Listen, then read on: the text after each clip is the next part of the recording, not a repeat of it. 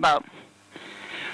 When we look here, you will see that the first column we have here is accounts receivable debit, sales credit, sales tax payable credit. So you notice I have one debit column and two credits. So these two together added up should give you your one debit. And I will tell you, the number one problem that I see students do in this chapter is they reverse the sales and the accounts receivable column. Make sure that the total amount that your customer is going to owe you has to go in the accounts receivable column.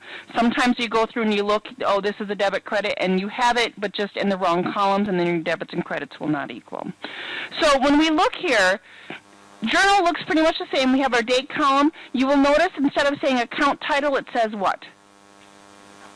Account debited. So we know whatever account title we put there is going to be debited. We have a sales number instead of item number.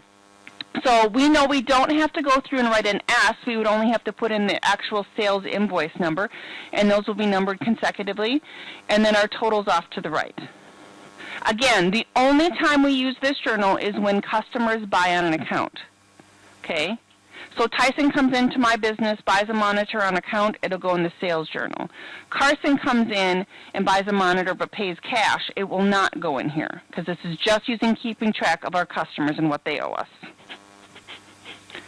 Let's do the first transaction, shall we?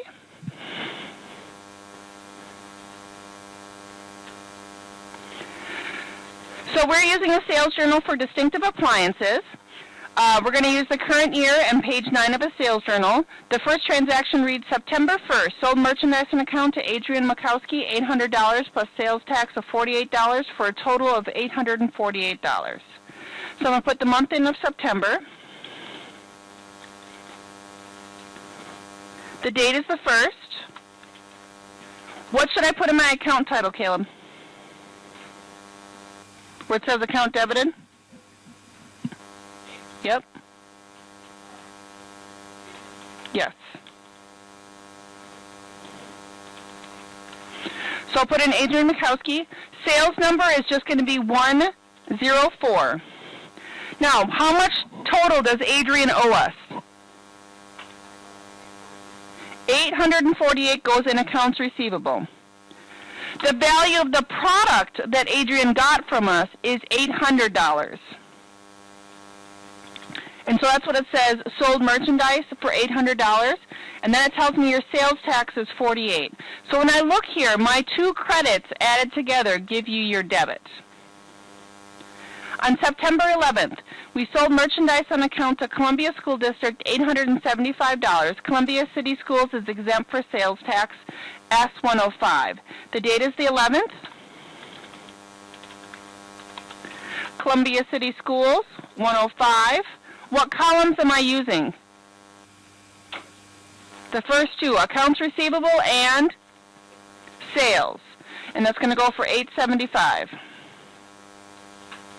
So my sales tax payable credit column will be left blank. On the 28th, sold merchandise and account to Swiss Delight, $1,460 plus sales tax of $87.60 for a total of $1,547.60.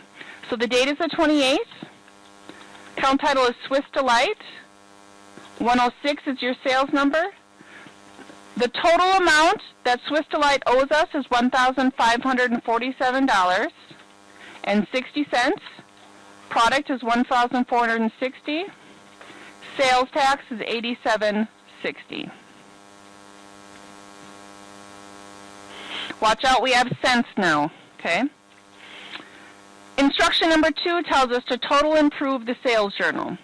So we always put our totals on the last day of the month. How many days are there in September? 30.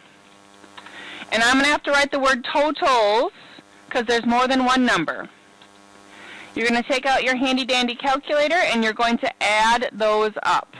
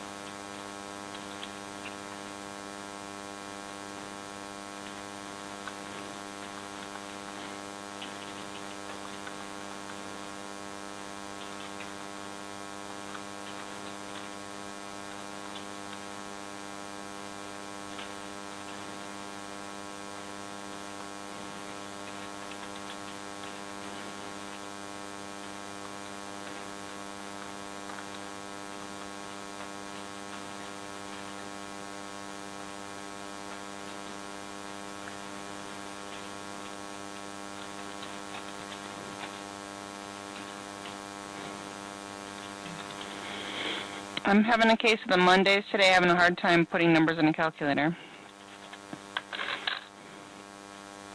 I finally got mine. Did you guys get your debits and credits to equal? Okay. Do the on your own, please.